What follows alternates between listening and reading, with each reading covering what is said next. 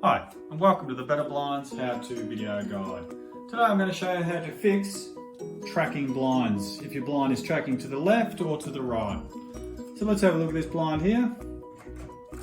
So this one's actually tracking, as you can see, over to the chain drive side of the blind. So all we need to do is just roll the blind all the way down, roll it all the way down to expose the tube. Now, as I mentioned, this blind is actually tracking to the left side. So what we do is you just grab a piece of double-sided tape, like so, and place the double-sided tape on the exposed tube, and then just roll the blind back up.